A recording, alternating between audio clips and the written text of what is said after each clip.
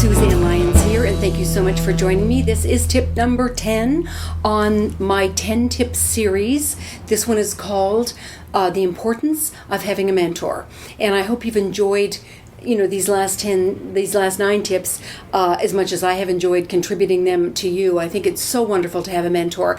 And where we're at now with the whole thing, because remember I said there's a certain protocol and a process that goes with having a mentor and then having that relationship with the mentor and then completing the relationship. So what today is all about is completing the agreement, is what it's called. This was a business relationship. Remember I had mentioned back, like 2 months ago or whatever, a month and a half ago, at tip number 1 is it's a business relationship.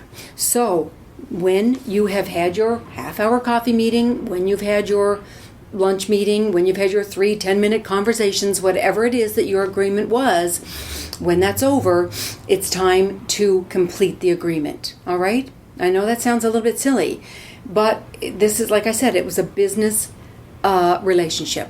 So I want you to complete the agreement. You want to, even though you've been thanking them after each time, let's say you've had 3 10-minute conversations, you've thanked them and acknowledged them, of course, every time, but now it's the final time. So you want to thank them and you want to acknowledge them for their words of wisdom, for their advice, for their graciousness, for their magnanimity, for everything that they have contributed and shared with you over the time period of which they've been your mentor. Even if it's just that first coffee meeting, if that's the only agreement, then that's it. So please be very, very, very savvy about honoring that particular agreement and about thanking them and acknowledging them at the end of the agreement. Now, if you decided, I know a few people in Flash Forward wanted it to continue on. I know one guy in particular, what he said was he thanked and acknowledged and ended the agreement. That was done.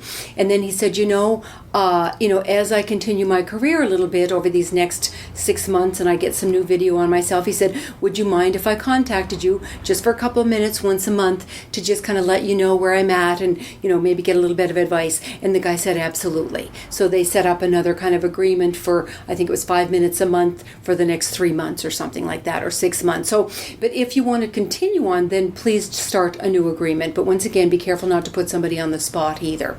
So what today is about is completing your agreement. However you decide you want to continue on is up to you. But I would recommend, since they've given you lots of time, to end that agreement. There's lots of other wonderful people out there. You can have, like Heather mentioned back in tip number 2, remember, there are many, many, many wonderful mentors.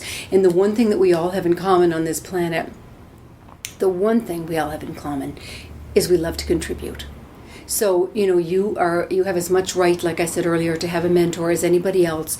And there are millions of people who want to contribute to you. So don't worry about completing an agreement, because there are lots of other wonderful mentors. And also, as you kind of take on a new learning curve, there probably will be other mentors who will better suit wherever you are at that point in that learning curve as well. Okay? So complete the agreement, honor them, thank them, and acknowledge them. And that's it. And then I will see you, as promised, on Tuesday. I always do the review. I'll just go very quickly through the 10 tips on Tuesday. Have a great weekend. And once again, thank you so much for joining me for these 10 tips. I hope it's been, very, very valuable for you in terms of helping you set the stage for getting out there and getting great mentors and having great relationships with those mentors. All right? I'll see you on Tuesday, and have a great weekend.